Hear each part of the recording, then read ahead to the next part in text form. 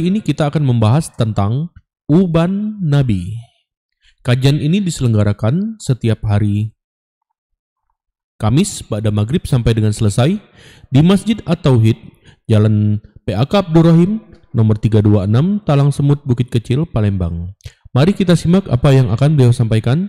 Semoga menjadi ilmu yang bermanfaat bagi kita, keluarga kita, dan kaum muslimin lainnya. Tafadhol masykurah, Ustaz. Alhamdulillahirabbil alamin. Wassalatu wassalamu ala Rasulillah wa ala alihi wa ashabihi ajma'in. Wa asyhadu an la ilaha illallah wahdahu la syarikalah wa asyhadu anna Muhammadan abduhu wa rasuluh. Shalawatu rabbi wa salamuhu alaihi wa ala alihi wa ashabihi ajma'in, amma ba'du. Alhamdulillah, saudara-saudara sekalian serta pendengar Radio Roja yang dirahmati oleh Allah Subhanahu wa taala, pada kesempatan malam hari ini kembali kita diberikan usia dan waktu oleh Allah Subhanahu wa taala untuk mendengarkan dan duduk bersama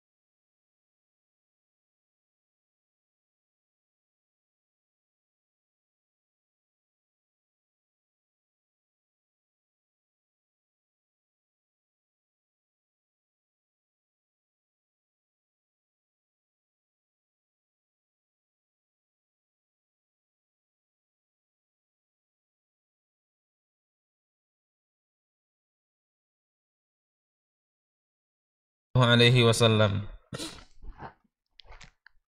Kita kemarin di hadis ke-41, yaitu hadis dari Ikrimah an Ibni Abbas qala Abu Bakrin ya Rasulullah qad syibta, wahai Rasulullah, Anda telah beruban. Qala, kemudian beliau menjawab, syayyabatni hudun wal waqi'ah wal mursalat wa amma yatasaalun wa idza syamsu kuwirat.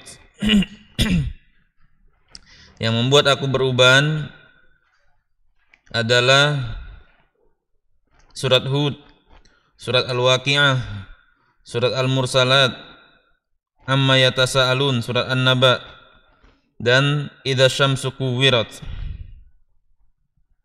Nah, hadis ini diperselisihkan oleh para ulama tentang kesahihannya. Ada yang mengatakan sahih, ada yang mengatakan hadis ini tidak sahih. Kemudian hadis berikutnya mirip juga dengan hadis nomor 41, yaitu haddatsana Sufyan bin Waqi'. Qala haddatsana Muhammad bin Bishr.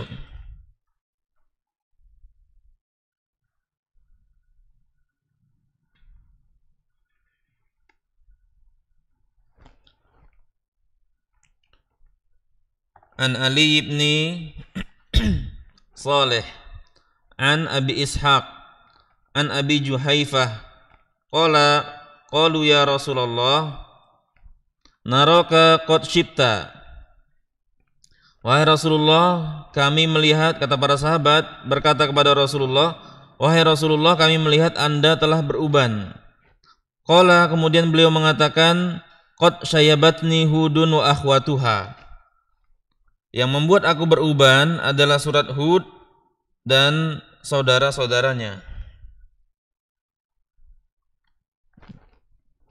Nah, di sini di antara perawinya adalah Muhammad bin Bishr, ya.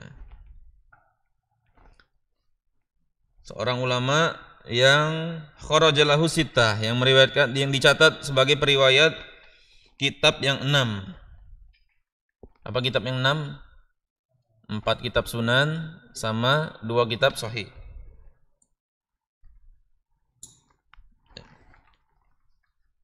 Kemudian juga Ali ibn Saleh, beliau juga kharajalahul jamaah kecuali Al-Bukhari. Nah, para ulama ini sering menyebutkan hal-hal seperti ini bentuk pujian terhadap perawi. Ini adalah rajul Bukhari. Ini adalah perawi yang tercatat di kutub as-sittah. Ini pujian.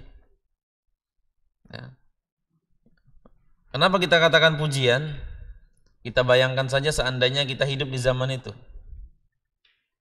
Kira-kira kita bakal diriwayatkan oleh siapa ucapan kita? Masuk di kitab mana kita bakal? Ya. Nah, orang ini masuk, apalagi sampai Bukhari meriwayatkan dari dia dalam sahihnya, orang ini luar biasa berarti. Dari sisi ketakwaan, kesolehan, ingatan, kecerdasan, ya orang itu luar biasa. Nah, kalau kita bisa juga masuk kitab, kalau seandainya kita di zaman itu, kita masuk silsilah ad-dhaifah, Syekh Albani.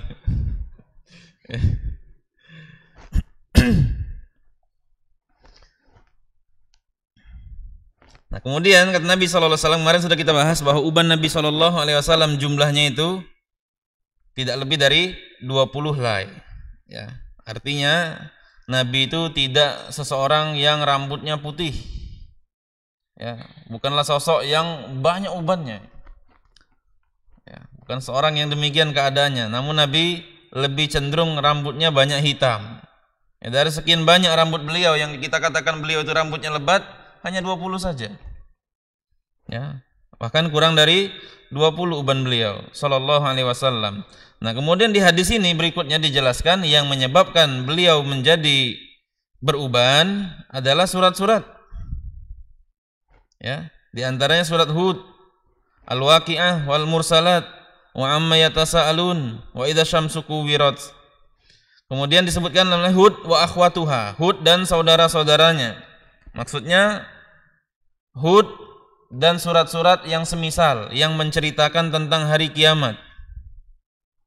Ya. Menceritakan tentang kengerian hari kiamat dan kedahsyatannya. Dan surat-surat demikian wasfun li ahwali dzalikal yaum. Nah, surat-surat ini, Hud dan saudara-saudaranya ini, inilah surat yang menggambarkan tentang kondisi hari kiamat. Jadi siapa yang ingin tahu kondisi hari kiamat, silahkan baca surat-surat yang disebutkan oleh Nabi SAW ini. Walidzalika ja'a 'anin Nabi SAW annahu qala. Dan Nabi SAW pernah mengatakan, man sarrahu ayyanzura ila yaumil qiyamati ka'annahu ra'yul 'ain falyaqra' idza syamsu kuwirat. Ya. Siapa yang ingin, kata Nabi, siapa yang ingin merasakan cukup, ya, merasakan gambaran yang visual, gambaran yang nyata, seolah-olah dia melihat hari kiamat, kata Nabi, maka hendaknya dia baca surat idza syamsu kuwirat, surat At-Takwir. Kemudian dia baca juga idza samaun fatarat, surat Al-Infitar. Dan baca juga surat idza sama'u unsyaqqat, Al-Insyiqaq. Ya, 3 surat ini. Kalau seandainya seorang baca terjemahnya saja, kemudian dia renungkan, itu seolah-olah dia melihat hari kiamat, kan Nabi. Nah, inilah yang membuat Nabi beruban. Oleh karena itu, kata Syekh Abdul Razak di sini, uban Nabi SAW itu jumlahnya sedikit. Ya. Lam yakun lihtimamin bi umurid dunya. Dan uban itu muncul bukan karena mikirin permasalahan dunia. Ya. Atau takut kehilangan kebaikan-kebaikan yang ada di dunia, atau bergantung kepada dunia, atau hasrat untuk menambah apa yang ada di dunia yang dia miliki. Au nahwa dzalika mimma huwal halu ladal katsir minan nas, ya, atau kondisi-kondisi kebanyakan orang yang menimbulkan uban, ya. Kalau kita kan mikirin beruban karena mikirin perusahaan, mikirin usaha, mikirin penghasilan, mikirin anak bini lah kehidupannya ke depan. Kita mikirkan kondisi kita juga, kondisi sulit, ya. Berani dak nikah ini misalnya, ya. Nah, kita beruban mikiri seperti itu, mikiri kondisi-kondisi dunia. Tapi Nabi Muhammad SAW itu mikiri kondisi akhirat, berubannya. Kenapa Nabi memikirkan kondisi akhirat? Takut dengan umatnya. Lalu mikirin kondisi beliau, selesai. Beliau yang akan menjadi pemberi syafaatul uzma. Namun Nabi mikirkan umatnya, bagaimana kondisi umatnya ketika menghadapi hari kiamat. Ini menunjukkan kasih sayang Nabi Muhammad SAW. Para nabi semuanya sayang sama umatnya. Ya. Nabi Musa ketika melihat Nabi Muhammad SAW ketika Mi'raj, kata Nabi Musa, pemuda ini, umatnya lebih banyak masuk ke dalam surga dibanding umatku. Sedih Nabi Musa, mikirkan umatnya. Bahkan Nabi Musa alaihi salatu wassalam itu sayang sampai ke kita. Ya, ini sifat orang-orang yang mau berdakwah, memiliki sifat kasih sayang. Ketika Nabi SAW mendapat wahyu sholat, berapa kita pertama kali diwajibkan sholat? 50 waktu, sehari semalam. Nah, ketemu Nabi Musa, berapa diwajibkan wahai Muhammad? 50. Nabi Musa sayang sama kita, tahu kondisi kita tak bakal mampu 50 kali sholat sehari semalam. Minta kurang wahai Muhammad, umatmu tak bakal mampu. Sampai 5 saja, sudah 5 jadi 5. Nabi Musa tetap ngomong, minta kurang lagi wahai Muhammad. Ya, Nabi Musa paham. Ini seorang pendakwa, paham kondisi masyarakat dan memiliki kasih sayang. Kalau kita tidak memiliki pemahaman tentang kondisi masyarakat, juga tidak memiliki kasih sayang yang besar, jangan terjun di dunia dakwah. Ya. Dunia dakwah ini capek, berat ngajak orang. Dan orang tidak semua senang sama kita. Kalau gara-gara disenangi orang, kita musuhi orang, fitnah dakwah. Ya, fitnah bagi dakwah. Dan itu menunjukkan kurangnya keikhlasan di hati kita. Di antara tanda keikhlasan adalah ketika kita beramal, dicela oleh orang, tidak berpengaruh di hati kita. Nak dicela silakan, nak dipuji tidak masalah. Ya, itu ikhlas. Ya. Nah, begitu kondisi para nabi. Dan hari kiamat itu ujian besar.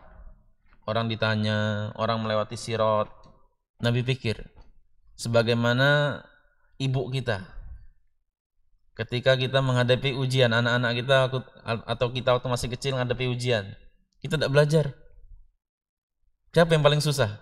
Orang tua kita. Ngomong ke suami ibu kita, ngomong ke bapak kita, ngomong ke saudaranya, ngomong ke guru, bu, gimana bu anak ini? Ini sudah dekat ujian, tidak mau belajar, hening aku. Ibu sayang dengan anaknya. Nabi SAW sayang sama kita. Ini ujian yang berat di padang mahsyar, 50.000 tahun sehari. Sehari di padang mahsyar cuma sehari. 50.000 tahun. Orang berdiri semua nunggu kondisi. Setelah itu dihisab lewat sirat terus. Gimana umat ini? Nabi pikirkan itu.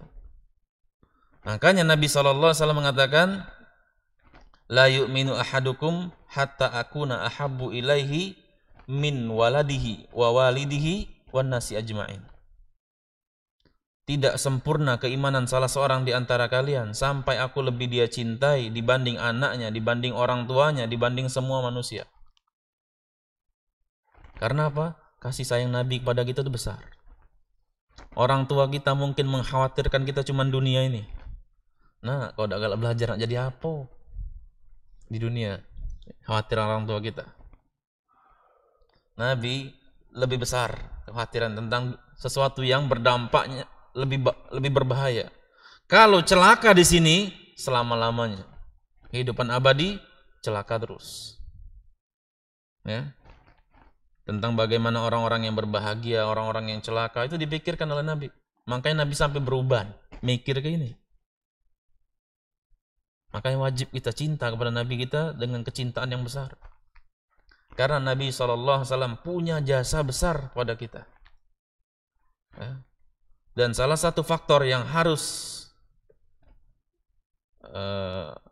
hadir di hati kita, yang harus menambah kecintaan kita kepada Nabi adalah jasa beliau. Kan semakin besar jasa seseorang kepada kita, semakin kita cinta kepada dia. Ibu kita, kenapa kita cintai dibanding ibu orang lain? Ya karena ibu kita besar jasa dibanding ibu orang lain. Dan Nabi SAW besar jasanya pada kita. Oleh karena itu wajib kita mencintai Nabi SAW melebihi kecintaan kita kepada siapapun. Dan wujudnya diantaranya dengan menaati beliau.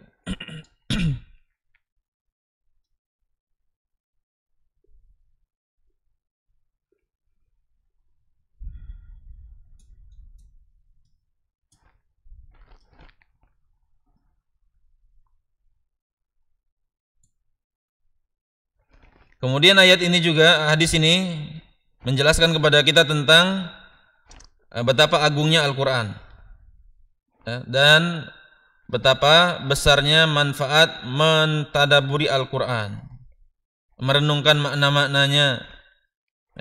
Faman fa'ala dzalika hasala lahul athar al-baligh fi salahihi.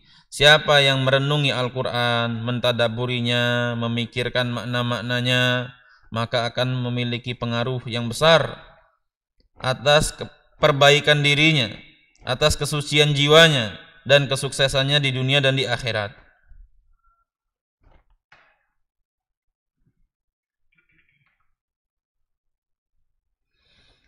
Namun, apa yang dipikirkan oleh Nabi SAW ini bukan berarti beliau itu sama sekali tidak memikirkan dunia. Hanya saja beliau menjadikan akhirat itu sebagai prioritas. Karena beliau pernah berdoa, Allahumma la taj'alid dunya akbar hammina. Ya Allah, jangan jadikan dunia ini prioritas atau cita-cita terbesar kami.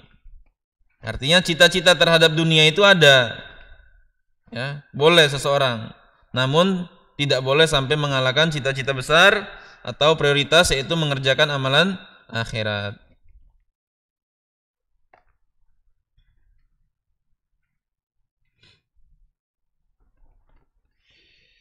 Kemudian hadis berikutnya,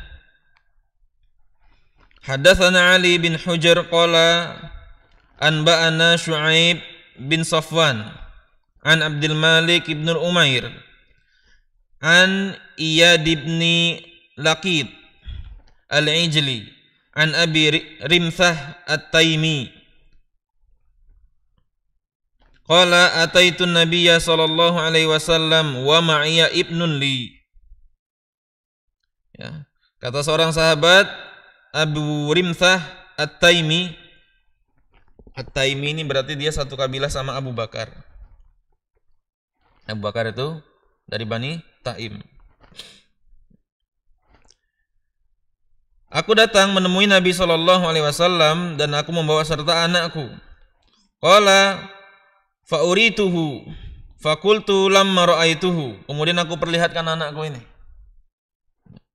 Dan aku katakan kepada beliau, hadza nabiyullah sallallahu alaihi wasallam wa alaihi thawbani akhdarani. Ya, aku katakan kepada anakku, wahai anakku, ini Nabi sallallahu alaihi wasallam. Dan beliau ketika itu memakai pakaian, dua pakaian, maksudnya dua pakaian itu pakaian atas, pakaian bawah. Ya, yang berwarna hijau. Walahu sya'run qad ala asyaibu. Dan beliau ketika itu memiliki rambut yang telah muncul ubannya. Wa syaibuhu ahmar. Dan uban beliau itu merah.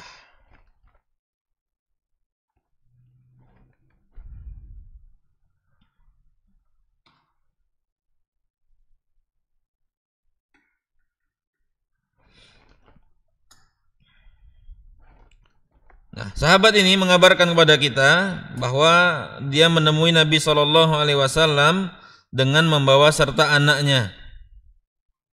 Ya, membawa serta anaknya. Artinya para sahabat itu mengenalkan anak-anak mereka dengan orang-orang soleh. Terutama lagi Nabi Muhammad SAW. Oleh karena itu juga baik kita untuk mengenalkan anak-anak kita lingkungan yang soleh. Ya. Dengan cara membawa mereka pengajian, membawa mereka sholat ke masjid, membawa mereka jumatan dengan adab-adab yang harus kita perhatikan. Jangan sampai mereka mengganggu kekhusyukan orang sholat. Kalau seandainya mereka sekali diajak ribut, gak usah diajak lagi, diskor dulu ya, tidak boleh ikut. Kemudian dari sini juga disebutkan bahwa Nabi tidak memiliki uban yang banyak dan uban beliau itu merah. Kemudian hadis yang ke-44,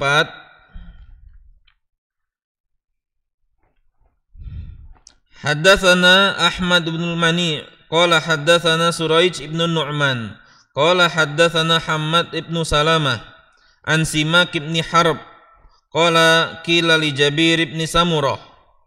Ada yang bertanya kepada Jabir bin Samurah, akana fi ra'si Rasulillah sallallahu alaihi wasallam syaibun? Apakah di kepala Rasulullah sallallahu alaihi wasallam itu ada uban? Qala lam yakun fi ra'si Rasulillah sallallahu alaihi wasallam syaibun illa sya'aratun fi mafriqi ra'sihi. Di kepala Rasulullah sallallahu alaihi wasallam itu tidak ada uban kecuali di tengah-tengah kepala beliau. Ya. Idzad dahana warohunna ad-duhnu. Kalau seandainya beliau minyaki rambut beliau, maka uban tersebut akan tertutupi karena minyak. Ya. Kan kita kan kalau uban muncul-muncul, kalau rambut kita kering kan ubannya berdiri kelihatan.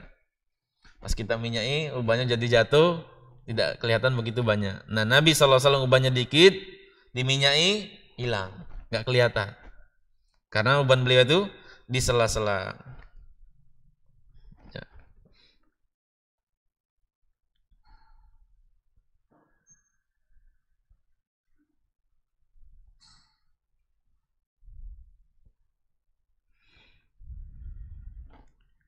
Kemudian faidah di sini, para sahabat bisa melihat uban Nabi SAW. Ini menunjukkan terkadang Nabi SAW itu tidak mengecat ubannya. Ya.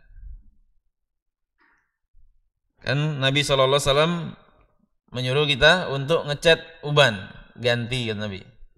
Ubah warna putih ini dan jauhi warna hitam. Namun ini dihitung oleh para sahabat beda kan, kelihatan oh ini uban. Berarti Nabi pernah kelihatan uban. Kemudian bab berikutnya tentang babu majaa fi khidabi Rasulillah sallallahu alaihi wasallam. Bab tentang semir, ya, cat rambut Rasulullah sallallahu alaihi wasallam. Nah, yang pertama harus kita ketahui warna kekuningan pada rambut Nabi terbagi menjadi dua pendapat. Ya, warna kekuningan atau tadi warna merah, ada sahabat mengatakan itu terbagi menjadi dua pendapat. Ada yang mengatakan, pendapat pertama mengatakan bahwa itu adalah rambut hitam yang mau beranjak menjadi putih. Kan kadang-kadang rambut hitam itu luntur dulu hitamnya sehingga kelihatan merah dia jadi, atau kelihatan kuning, ya, baru jadi putih. Ini pendapat pertama. Sebagaimana yang kita katakan di awal-awal hadis bab ini. Kata sahabat, Nabi SAW tidak ngecat rambutnya, tapi Abu Bakar yang ngecat. Ya. Namun pendapat kedua, warna merah atau kuning pada rambut Nabi SAW itu karena dicat. Ini pendapat yang kedua, dan pendapat ini yang lebih kuat, bahwa Nabi SAW itu mengubah warna rambutnya yang putih menjadi merah atau kuning.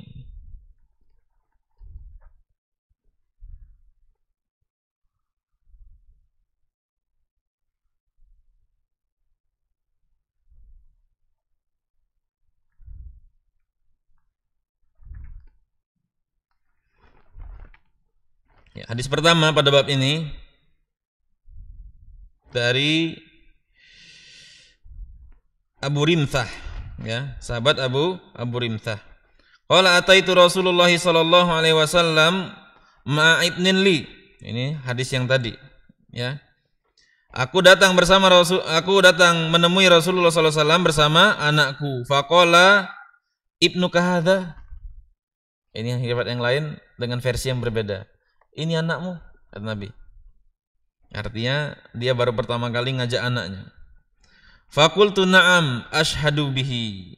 Ya. Iya wahai Rasulullah, aku bersaksi ini anakku. Qala la yajni 'alaika wa la tajni 'alaihi. Anakmu ini tidak memiliki dampak buruk terhadap dirimu dan engkau juga tidak bisa memberikan dampak buruk terhadap dirinya. Qala wa ra'aitu syaiba ahmar, dan aku melihat Nabi ketika itu memiliki uban yang berwarna merah.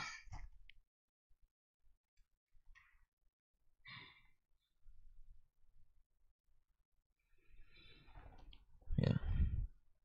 Nah, Nabi bertanya, apakah ini anakmu? Ya.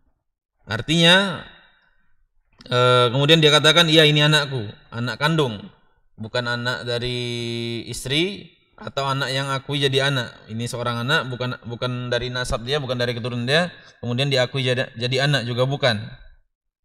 Ya. Dan hadis ini juga menunjukkan Nabi tidak tahu perkara gaib. Ya. Nabi tanya, anak kau ini? Kalau Nabi tahu yang gaib, tidak tahunya Nabi. Ya.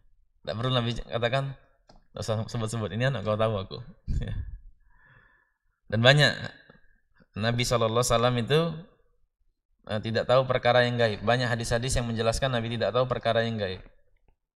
Ya. Hal yang paling menghebohkan adalah tentang fitnah rumah tangga Nabi. Ya, fitnah rumah tangga Nabi. Aisyah difitnah oleh orang-orang zina. Nabi tidak tahu. Nabi sampai curhat kepada para sahabat, nanya, bagaimana pendapat kalian tentang Aisyah? Nanya ke istri yang lain. Nanya bagaimana pendapat kalian tentang Aisyah. Sampai akhirnya Allah Subhanahu wa taala turunkan surat Nur ayat 11 sampai 20. Baru Nabi tahu istrinya, baru Nabi yakin istrinya tidak berzina. Nabi tidak tahu perkara yang gaib. Oleh karena itu kalau ada orang sekarang tahu perkara gaib, bohong. Walaupun dia mengaku sebagai keturunan Nabi, dia tahu akan terjadi demikian tanpa dalil. Di sana sedang terjadi seperti ini. Ya. Itu bohong. Ya. Bisa jadi dia melihara jin, bisa jadi. Bisa jadi dia sebelumnya tahu tapi pura-pura tidak tahu sehingga orang kagum, oh, tahu dia ternyata. Nah, bisa jadi seperti itu.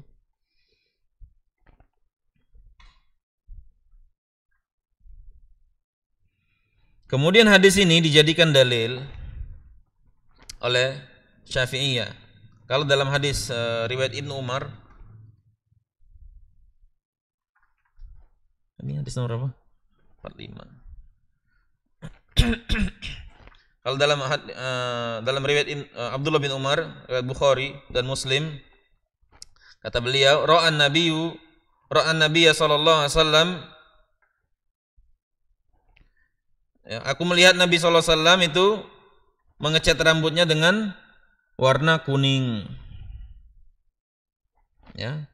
Nah, ini dijadikan oleh Syafi'iyah atau mazhab Syafi'i haramnya ngecat rambut dengan warna hitam. Ya, haram dalam mazhab Syafi'i. Walaupun dalam mazhab yang lain boleh. Ya. Khilaf ulama. Saya katakan seperti di pekan kemarin, ini khilaf ulama. Karena sebagian sahabat diriwayatkan mewarnai rambut mereka dengan warna hitam atau warna yang gelap. Ya. Namun tetap saya sarankan khuruj minal khilaf mustahab. Keluar dari perselisihan para ulama itu yang dianjurkan. Jadi kalau mau ngecat rambut, jauhi warna hitam. Ya. Walaupun seandainya teman kita ada yang pakai warna hitam ngecat rambut, ya, jangan juga kita, oh ini rambut ahli neraka. Ya, karena kan di hadisnya seperti itu. Ya. Kita itu seperti ini, ada kondisinya. Jadi ada pendapat ulama, khilaf misalnya. Jadi fikih itu kan terbagi 3. Masalah-masalah agama ini terbagi 3. Ada masalah yang ijma, ya. Ada masalah yang khilaf, ikhtilaf, ada masalah ijtihad. Ya. Masalah yang ijma ini tercela seseorang menyelisihinya. Misalnya ijma para ulama, ada orang menyelisihinya, tercela dia.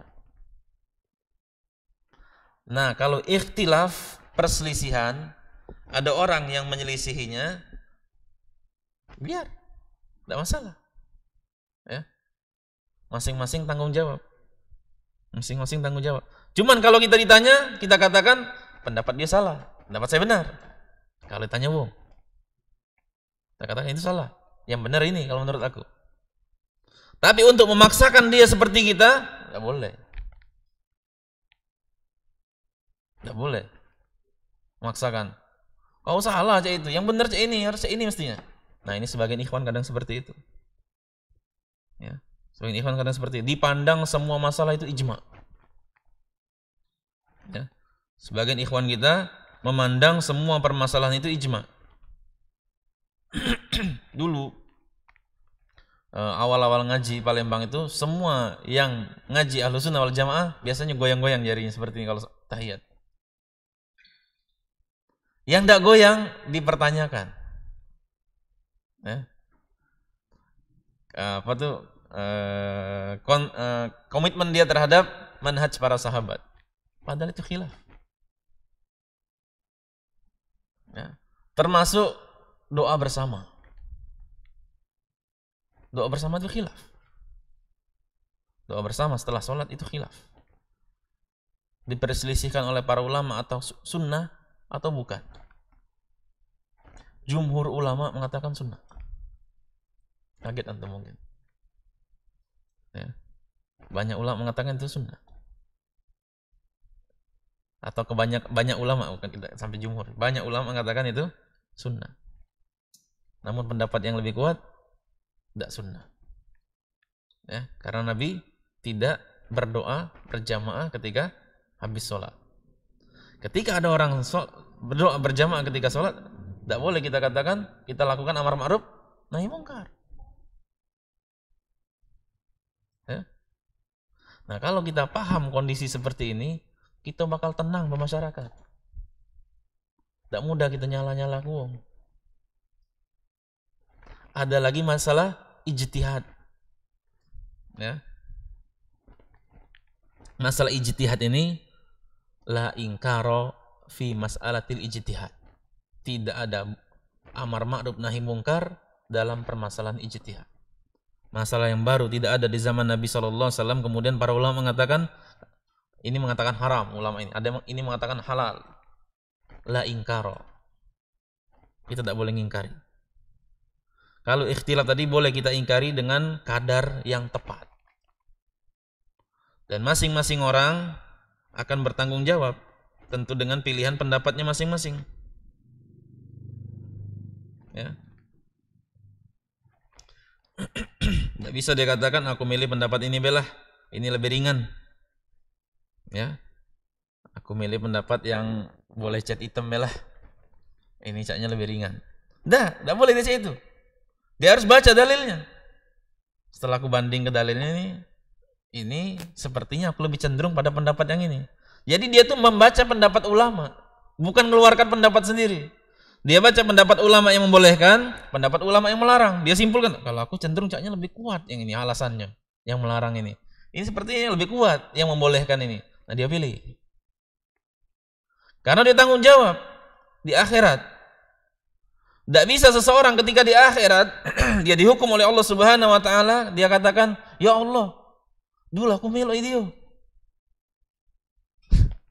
Aku ngecat rambut dengan warna seperti ini, ternyata dihukum misal di akhirat. Aku dulu melo itu ya Allah." Ya, tidak boleh. Seperti penjelasan orang-orang dijelaskan dalam surat Al-Furqan. Wa yauma ya'addu adh-dhalimu 'ala yadayhi. Dan orang-orang zalim pada saat itu gigit jari. Yaqulu ya laitani takhadtu ma'ar rasuli sabila. Seandainya dulu aku mengikuti jalannya Rasul. Ya wailata laitani lam attakhidh fulanan khalila. Wahai seandainya aku dulu tidak menjadikan si fulan sebagai khalil, sebagai orang yang senantiasa aku ikuti. Tidak bisa kita nak lemak baik kata orang Palembang. Incaknya lemak, ini ringan. Ya, termasuk misal masalah musik misalnya, kan lagi tenar, lagi viral sekarang.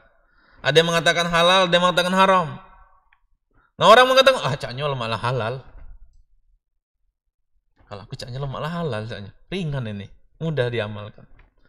Tidak boleh dia beralasan seperti itu mengikuti pendapat. Dia harus lihat mana dalilnya, mana yang membolehkan, mana yang melarang. Ya. Dia lihat dalilnya. Tidak bisa dia katakan nanti di akhirat ternyata dia berdosa. Seandainya benar pendapat itu, ternyata yang lebih tepat haram. Ya. Kemudian di akhirat dia katakan, ya Allah, aku tidak tahu ternyata banyak sekali catatan dosaku gara-gara ini. Ini aku mau melok itu. Ayat ini katakan. Tidak boleh seperti itu dia. Makanya Imam Syafi'i mengatakan, aku ridho Malik sebagai hujah. Ya. Kalau ditanya Allah, mengapa kau melakukan ini? Malik, ya Allah, hujahnya. Kuat. Ya. Demikian keadaannya. Jadi masalah khilaf memang kita mengingkarinya itu ada kaidah yang tidak berlebihan. Namun masing-masing tanggung jawab. Tidak bisa orang mentang-mentang ini khilaf. Oh ini kan khilaf. Ada yang mengatakan boleh ulama. Kalau kau mengatakan boleh, ngapa kau nak ribut? Nah misalnya seperti itu. Ya. Nah, pendapat yang lebih kuat jelas musik haram. Ya. Bahkan pendapat yang lemah sekali mengatakan musik itu tidak haram, boleh. Ada sampai mengatakan, saya baca tuh di medsos, musik yang haram adalah suara garpu di piring sementara tetanggamu lapar. Apa hubungannya? Nanti orang zina juga beralasan, zina yang haram itu kalau anak tidak diurusi, anak hasil zinanya tidak diurusi, itu baru haram. Nanti orang beralasan seperti itu, tidak nyambung. Ya bahas dalilnya, bukan bahas tetangga lapar. Lain masalahnya. Ya, jadi harus kita perhatikan yang demikian. Belum bisa ya, nggak agak lama. Biasanya cepat. Jadi di sini Nabi SAW itu diriwayatkan oleh para sahabat, beliau rambutnya merah. Namun Ibnu Umar juga mengatakan pernah rambut beliau itu kuning.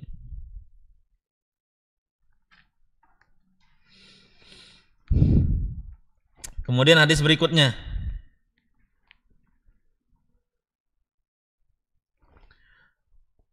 Haddatsana Sufyan bin Waqi' qala haddatsana Abi an Syarik an Utsman bin Mauhab qala su'ila Abu Hurairah radhiyallahu an hal khadaba Rasulullah sallallahu alaihi wasallam qala na'am. Utsman bin Wahab bertanya, Abu Hurairah ditanya, apakah Rasulullah SAW itu mengecat rambutnya? Abu Hurairah mengatakan, iya, beliau mengecat rambutnya. Ya pilihlah warna-warna yang tidak mencitrakan kita sebagai orang nakal. Kalau kita punya uban banyak, kemudian kita cat warna merah, misalnya identik dengan anak-anak nakal, warna punk misalnya kan. Nanti disangkan apang ini, tak terima orang. Ya lihat kondisi ya, dipertimbangkan. Mungkin pakai henna kuning lebih aman, mungkin ya tergantung kondisi lah, bukan antum timbang-timbang. Hadatsana Ibrahim bin Harun qala anba'ana an-Nadru ibnu Zurarah an Abi Janab an Iyad ibn Laqid anil Jahdamah imra'ati Bashir ibni Khosasiyah qalat ana ra'aitu Rasulullah sallallahu alaihi wasallam yakhruju min baitihi yanfudu ra'sahu Aku melihat Rasulullah sallallahu alaihi wasallam keluar dari rumahnya dalam kondisi mengibaskan rambut. Roksun di situ diartikan rambut, bukan kepala yang dikibas ke. Wa qad ightasala, dan beliau baru saja mandi. Wa bi ra'sihi rad'un min hina, ya. Dan di rambut beliau ada cat dari henna ya. Pacar bahasa kita. Atau radghun. Ya, rawi di sini, periwayat di sini ragu.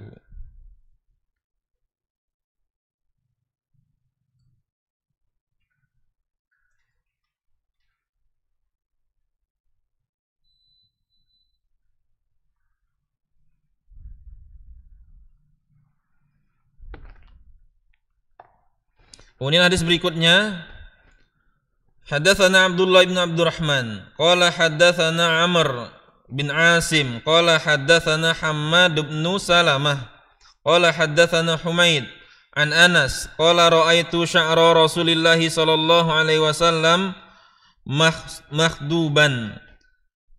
Kata Anas bin Malik, aku melihat rambut Rasulullah sallallahu alaihi wasallam itu disemir.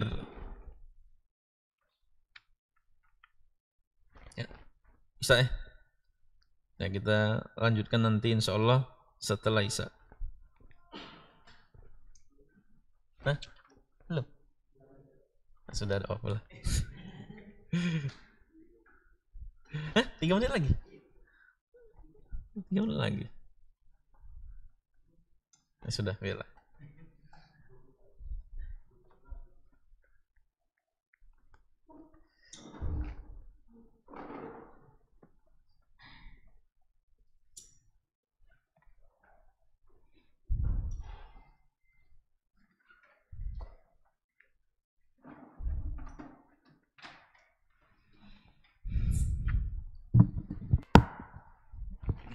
Biarlah, dulu.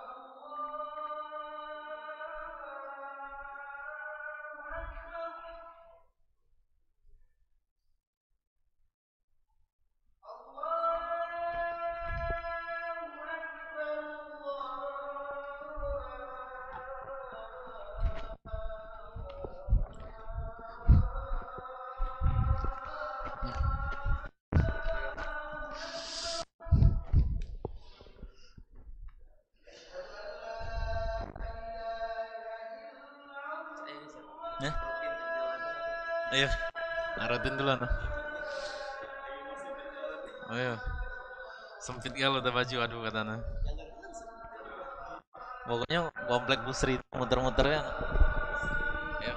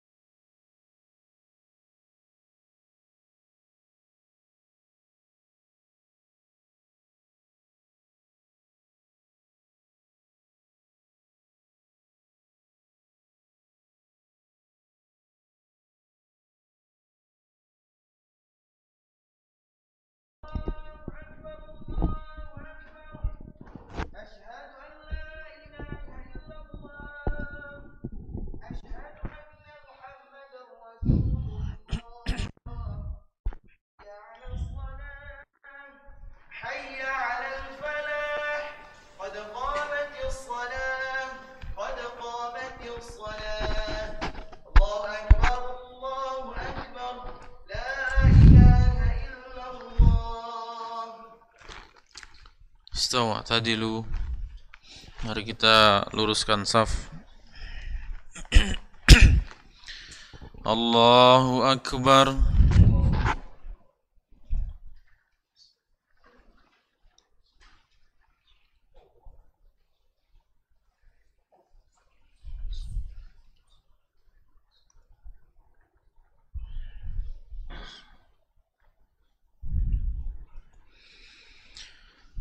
Alhamdulillahi Rabbil Alamin Ar-Rahmanir Rahim Maliki Yaumiddin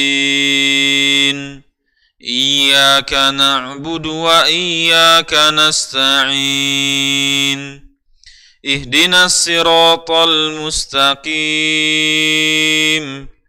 صراط الذين أنعمت عليهم غير المغضوب عليهم ولا الضالين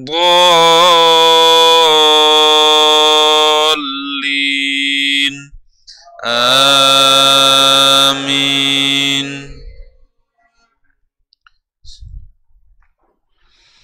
والسماء ذات البروج واليوم الموعود وشاهد ومشهود قتل أصحاب الأخدود النار ذات الوقود إذ هم عليها قعود وهم على ما يفعلون بالمؤمنين شهود وما نقموا منهم إلا أن يؤمنوا بالله العزيز الحميد الذي له ملك السماوات والأرض والله على كل شيء شهيد إن الذين فتنوا المؤمنين والمؤمنات ثم لم يتوبوا فلهم عذاب جهنم ولهم عذاب الحريق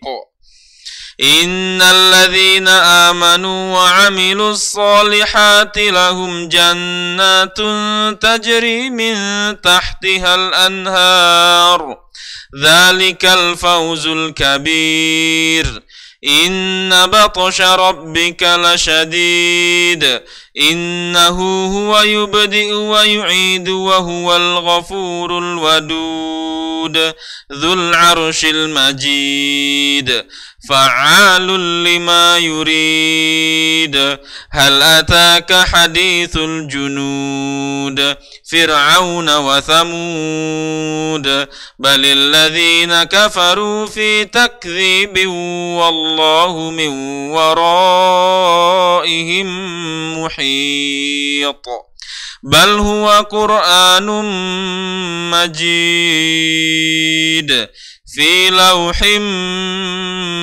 محفوظ الله أكبر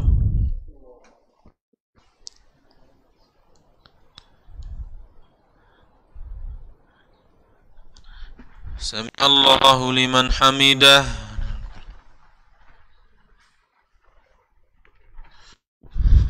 الله أكبر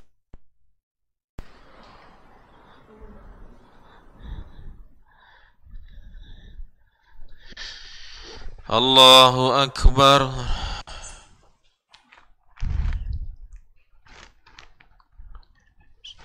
الله أكبر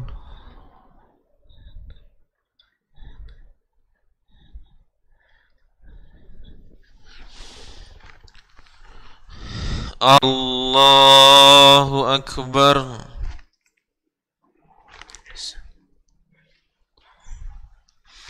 الحمد لله رب العالمين الرحمن الرحيم مالك يوم الدين إياك نعبد وإياك نستعين اهدنا الصراط المستقيم صراط الذين أنعمت عليهم غير المغضوب عليهم ولا الضالين الضالين آمين. والتين والزيتون وطور سينين وهذا البلد الأمين لقد خلقنا الإنسان في أحسن تقويم ثم رددناه أسفل سافلين إلا الذين آمنوا وعملوا الصالحات فلهم أجر غير ممنون فما يكذبك بعد بالدين أليس الله بأحكم الحاكمين. الله أكبر.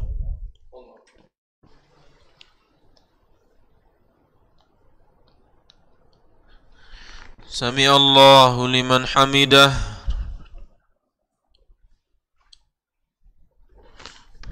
الله أكبر.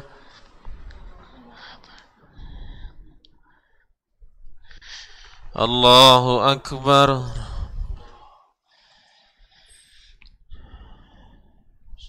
الله أكبر.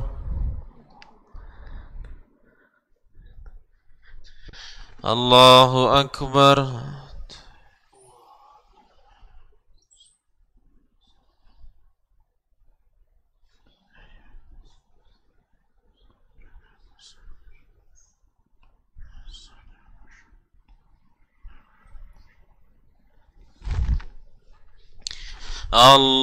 الله أكبر.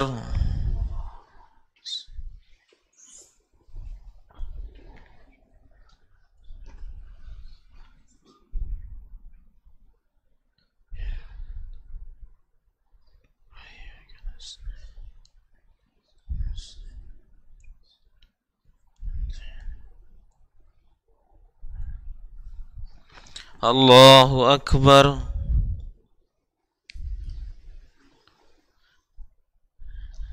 سمع الله لمن حمده.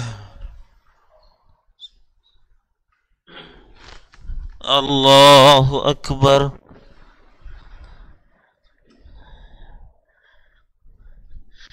الله أكبر.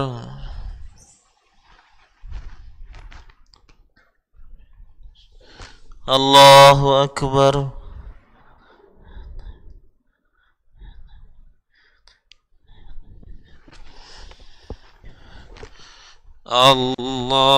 الله أكبر.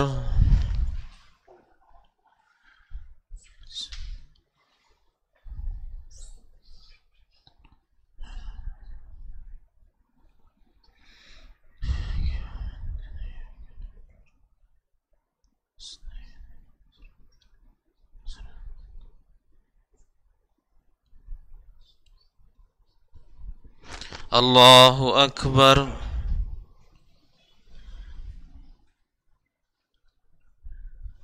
سمع الله لمن حمده.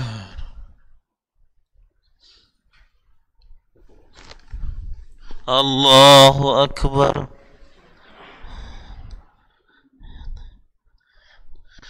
الله أكبر.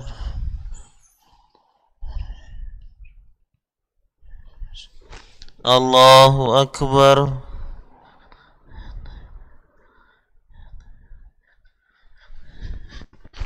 الله أكبر.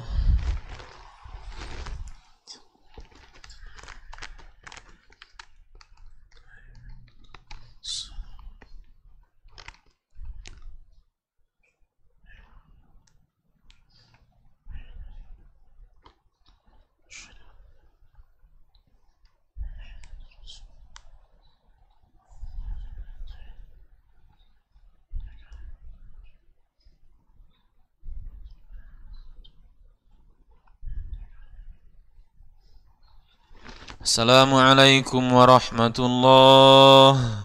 السلام عليكم ورحمة الله.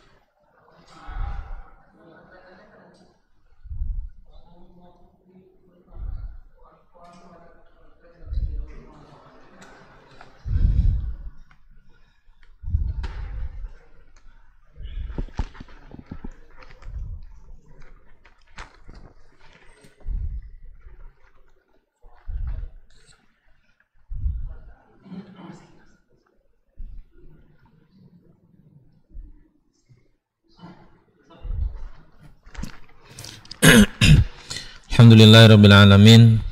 Salatu wassalamu ala Rasulillah wa ala alihi wa ashabihi ajma'in. Amma ba'du. Kita lanjutkan sedikit ya.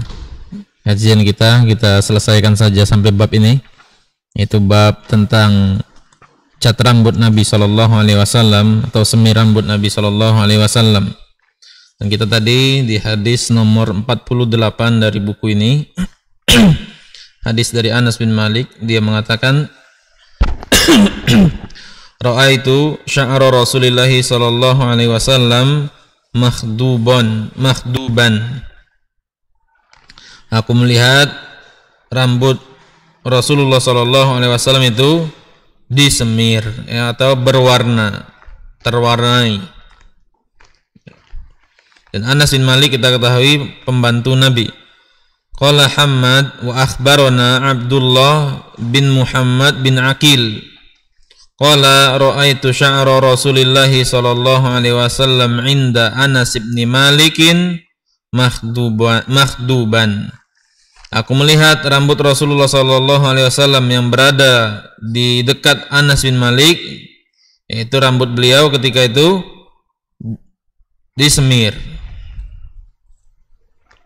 Ya, ini zahirnya hadis dari Anas bin Malik sehingga memunculkan pendapat bahwa Nabi itu nyemir rambut karena rambutnya berwarna merah, warna kuning ya. Ini zahirnya, secara zahir kemudian dilihat, oh ini berarti diwarnai. Dari situ para ulama yang mengatakan rambut Nabi diwarnai berdalil dengan zahir hadis. Nah, kata Syekh Abdul Razak, "Tsumma khatamal musannifu rahimahullah hadhihi tarjama bi hadithi Anas." Penulis yaitu Imam At-Tirmidzi menutup bab ini, bab tentang semir rambut Nabi sallallahu alaihi wasallam, dengan hadis ini, yaitu hadisnya Anas. Ra'aitu sya'ra Rasulillah sallallahu alaihi wasallam makhduban. Aku melihat rambut Rasulullah sallallahu alaihi wasallam itu disemir, kata Anas. Wa qad sabaqa ba'du ahadithihi radhiyallahu an allati jazama fiha bin nafil khidab. Dan di hadis-hadis sebelumnya ya, ada hadis-hadis juga dari Anas yang menegaskan bahwa Nabi SAW tidak menyemir rambut. Fayakunu hadzal hadis mukhalifan lima rawahu anhu thiqat ya. Sehingga hadis ini menyelisihi ya. Menyelisihi periwayat-periwayat yang lain yang juga thiqat seperti Muhammad bin Sirin, Thabit al-Bunani, Qatada, kulluhum rawu an Anas bin Malik. Semuanya meriwayatkan dari Anas bin Malik. Ya. Ini tabi'in masyhur, sudah kita jelaskan biografi mereka. Thabit al-Bunani tidak main-main, 40 tahun berguru dengan Anas bin Malik, mengatakan tidak dicet, tidak disemir rambut Nabi itu. Sementara ini Hammad mengatakan, atau Muhammad bin Aqil mengatakan disemir ya. Wa qala Hammad akhbarana Abdullah bin Muhammad bin Aqil qala ra'aitu sya'ra Rasulillah sallallahu alaihi wasallam 'inda Anas bin Malik makhduban. Aku melihat rambut Rasulullah yang sedang berada di dekat Anas, rambut beliau itu disemir. Nah, hadis ini kata Syekh Abdul Razak sama seperti hadis ru'yatu sya'ri 'inda Ummu Salamah ya. Penampilan rambut beliau ketika berada bersama Ummu Salamah. Ya, dan para ulama mengomentari la yalzam minhu ayyakuna nabiyyu sallallahu alaihi wasallam khadaba. Berwarnanya rambut beliau ini tidak berkonsekuensi bahwa beliau itu menyemir rambut. Bal inna dzalika qad yakunu min athari tib. Ya, bisa jadi juga rambut itu terwarnai karena bekas parfum. Nabi kan suka parfum rambut. Nabi itu rambutnya diparfumi. Dan diantara parfum itu ada yang berwarna. Ya, diantara parfum ada yang berwarna. Seperti za'faron itu kan berwarna itu, merah. Nah, para ulama yang lain mengatakan berwarnanya rambut Nabi itu bukan berarti melazimkan beliau itu nyemir rambut, apalagi rambut beliau ubannya sedikit. Faqad jaa fil Mustadrak lil Hakim an Abdullah bin Muhammad bin Aqil qala qadima Anas bin Malik al-Madinah wa Umar ibn Abdul Aziz waliha. Ya, Anas bin Malik itu tinggal di Irak nanti dia. Ya, tinggal di Kufah, daerah Irak lah. Makanya ketika Husain bin Ali bin Abi Thalib terbunuh, Anas bin Malik itu lihat kepala Husain. Yang kepala Husain dipegang-pegang oleh Ubaidullah bin Ziyad. Ubaidullah bin Ziyad tusuk-tusuk gigi Husain pakai pedang. Ya. Rapi sekali giginya kata Ubaidullah bin Ziyad. Dimarah oleh Anas bin Malik. Ya, sungguhnya aku pernah melihat bibir Rasulullah SAW nempel di bibir yang kau tusuk itu. Kata Anas bin Malik ketika melihat Ubaidullah bin Ziyad ngorek-ngorek mulut Husain pakai pedang. Nah, kemudian Anas bin Malik diceritakan datang ke kota Madinah yang saat itu Umar bin Abdul Aziz menjabat sebagai gubernur Madinah. Ya, Umar bin Abdul Aziz ini luar biasa disebut sampai digelari Khalifatul Rasyid Al-Khamis, ya. Khalifah yang Khalifatul Rasyidin yang kelima. Saking adilnya dia merintah cuma 2,5 tahun. Tapi makmur luar biasa. Negara Islam di zaman Umar bin Abdul Aziz makmur luar biasa. Sampai orang itu tidak mau nerima harta zakat. Tidak kata miskin. Artinya mustahik zakat itu tidak ada. Bayangkan antum, ada 8 mustahik zakat, tidak ada di zaman beliau. Ya. Orang cari-cari siapa yang mau nerima zakat, tidak ada yang mau nerima. Sampai akhirnya di pinggiran kota ada yang mau nerima. Setelah dia terima, dia nyesel. Tamat nih anak. Mau dikembalikan lagi ke Baitul Mal. Tidak diterima. Kami tidak menerima apa yang sudah kami berikan. Dan Umar bin Abdul Aziz ini salah seorang laki-laki Bani Umayyah. Dan beliau memiliki cita-cita yang besar. Ya. Kita juga punya cita-cita yang besar sebagai seorang pemuda. Kata beliau, tamannaitu al-amir. Aku berangan-angan menjadi gubernur. Fanil tuha. Dan aku mendapatkannya. Aku duduk menjabat sebagai gubernur. Wa tamannaitul khalifah. Aku berangan-angan menjabat sebagai khalifah. Fanil tuha. Aku juga duduk sebagai khalifah. Wa tamannaitu bintal khalifah. Aku berangan-angan ingin menikahi putrinya raja, putrinya khalifah, Fatimah binti Abdul Malik, istri beliau itu. Fanil tuha. Ya, aku juga bisa berhasil. Tinggi cita-citanya. Ya, walaupun ketika dipegang amanahnya luar biasa. Ya, amanahnya luar biasa dia megang jabatan. Umar bin Abdul Aziz. Artinya kita juga hendaknya kaum muslimin itu punya cita-cita yang tinggi, terlebih cita-cita akhirat. Dan beliau kalau soal zuhud tidak usah dikatakan ya. Ketika ayat tentang apa itu? Setiap orang akan melewati jahanam. Ya. Diceritakan di ayat apa ya? Lupa saya. Sebagian ini masuk surga, sebagian masuk neraka. Kata beliau, aku tidak tahu aku masuk golongan yang mana. Karena kita ini bakal lewat di atas jahanam semua, di atas sirat. Dan beliau nangis ketika itu. Ya. Dan beliau seorang yang soleh, luar biasa. Beliau juga seorang rawi hadis. Menunjukkan beliau juga khalifah dan ulama, luar biasa. Umar bin Abdul Aziz. Nah, saat Anas bin Malik datang ke kota Madinah, Umar bin Abdul Aziz itu menjabat sebagai gubernur Madinah. Faba'atha ilaihi Umar wa qala lirrasul salhu hal khadaba Rasulullah sallallahu alaihi wasallam. Kemudian Umar bin Abdul Aziz ngirim seorang utusan. Kata beliau, tanyakan kepada Anas apakah Rasulullah sallallahu alaihi wasallam itu menyemir rambutnya. Fa inni ra'aitu sya'ron min sya'rihi qad luwina. Karena sesungguhnya aku melihat rambutnya si Anas itu disemir. Faqala Anas inna Rasulullah sallallahu alaihi wasallam kana qad mutti'a bisawad. Sesungguhnya Rasulullah sallallahu alaihi wasallam itu diberi kenikmatan oleh Allah dengan rambut yang tetap hitam.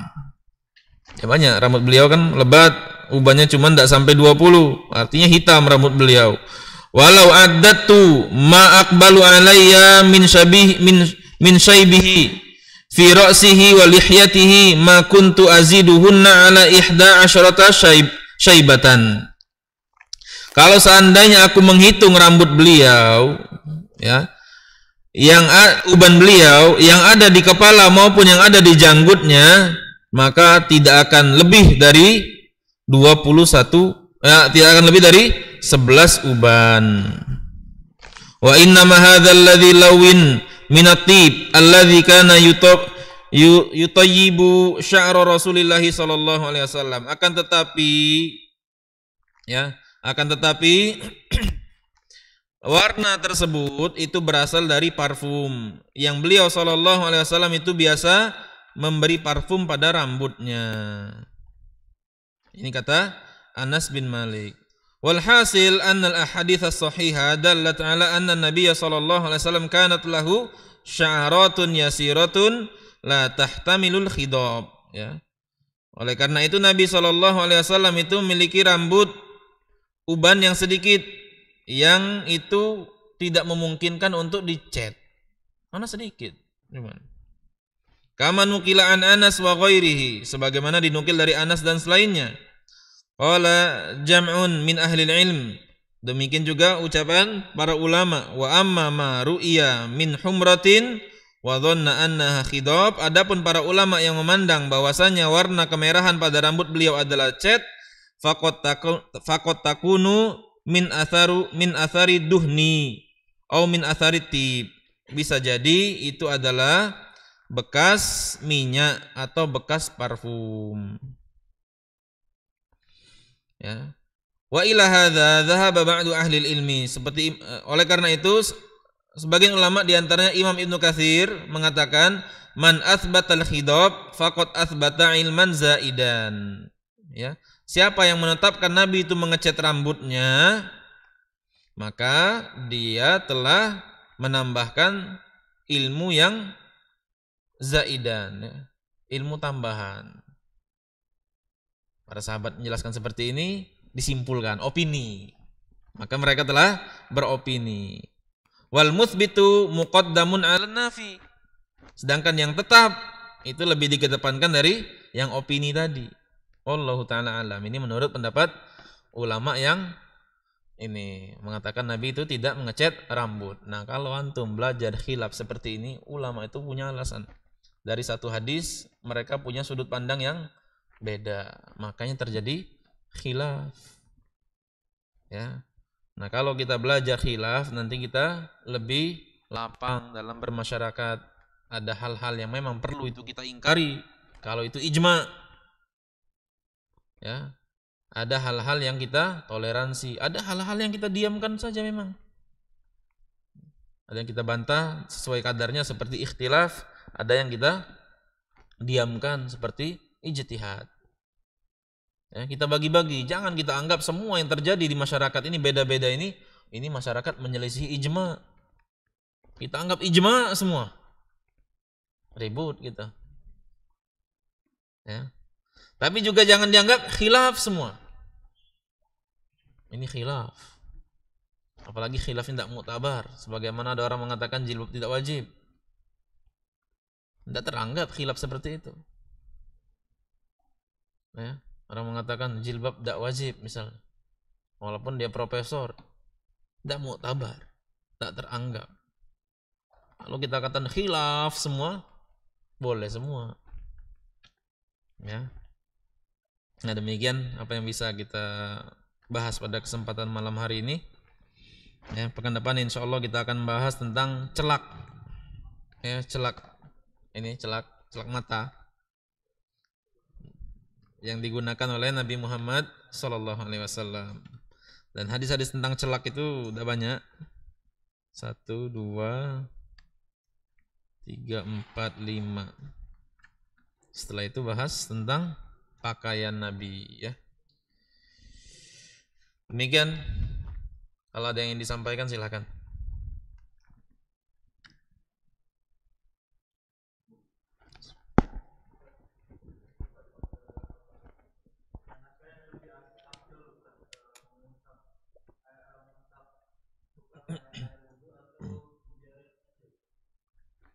Ya, tentang mengelap air wudhu, Nabi SAW mengatakan, sungguhnya dosa itu nanti akan berjalan seiring tetesan air wudhu.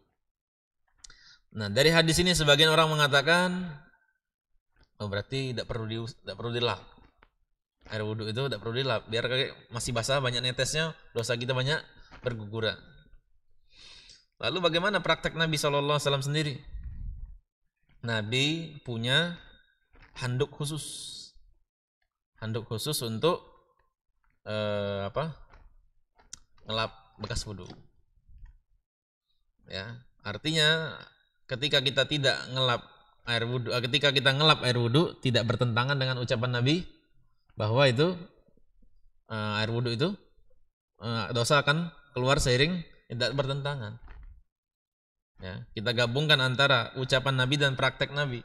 Nabi mengucapkan seperti itu bisa kita maknai ketika kita cuci tangan, ya. Itu jatuh airnya. Dan Nabi pun hemat ketika berwudu. Ya, mentang-mentang ini nanti jatuh udah lama dikit ini. Banyak dosa di tangan ini. Tidak juga kita pahami seperti itu. Ya. Jadi kita banyak menggabungkan dalil sehingga kita punya pemahaman yang utuh. Nabi mengatakan seperti ini, kita yakini ini menggugurkan dosa. Tapi di sisi lain Nabi ngelap juga pakai anduk. Artinya Nabi itu rapi. Ya. Nabi tidak mau kelihatan habis dari wudu itu kuyup. Basah kalau sini. Ya, rapi beliau sallallahu alaihi wasallam. Ya. Silakan, ada lagi yang lain?